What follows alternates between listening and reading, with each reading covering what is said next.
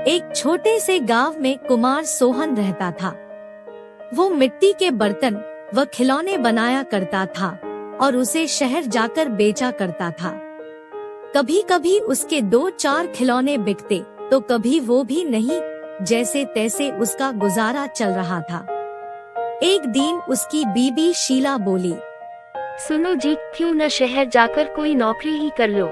नौकरी करोगे तो महीने के अंत में कुछ धन तो आएगा।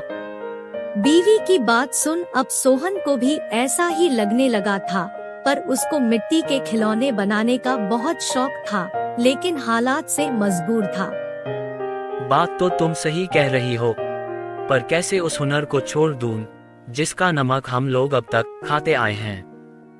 मैं जानती हूँ आप बहुत मेहनत और लगन से खिलौने बनाते हो, पर बाजार में बिक्री ना होने से अब हमारा गुजारा नहीं होता।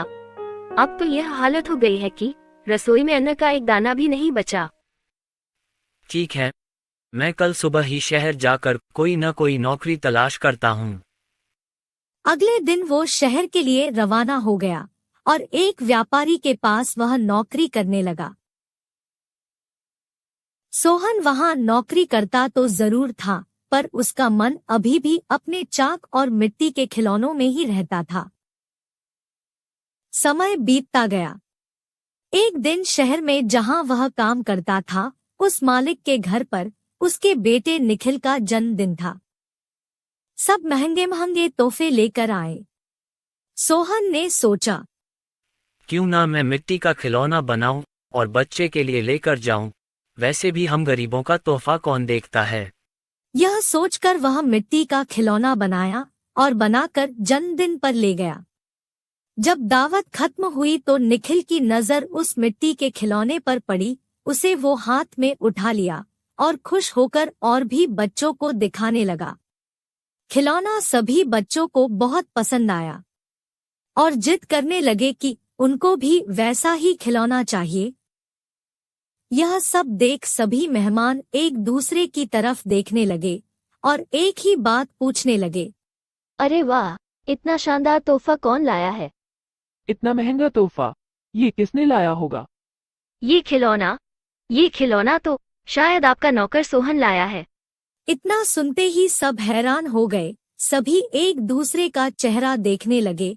तभी मालिक बोला, सोहन तो बहुत गरीब है, इतना महंगा खिलौना कहाँ से ला सकता है? हाँ, मैंने देखा है, ये खिलौना सोहन ही लाया है।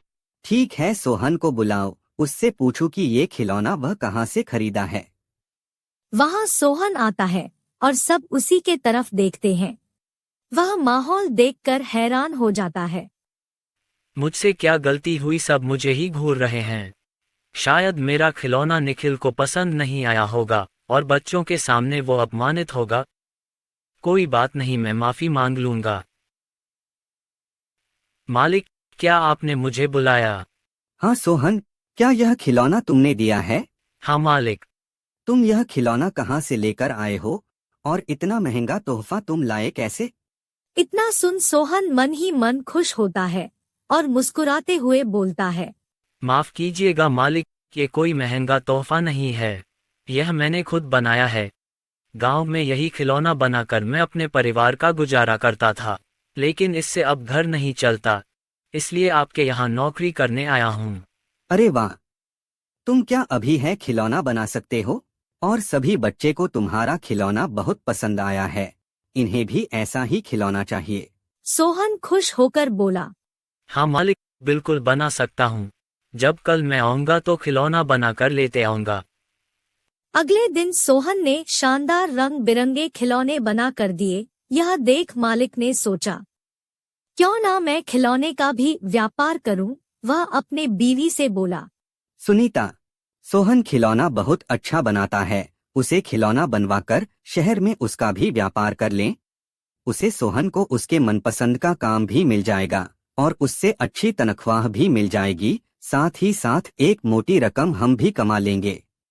ये तो अच्छा विचार है जी। यह सोच मालिक ने सोहन को खिलौना बनाने के काम पर लगा दिया और बदले में हर महीने अच्छी खासी तनख्वाह देने लगा और रहने को घर भी दिया। यह सब पाकर सोहन और उसका परिवार बहुत खुश हो गया और सोहन को उसके मनपसंद का काम भी मिल गया। दोनों हंसी खुशी रहने लगे।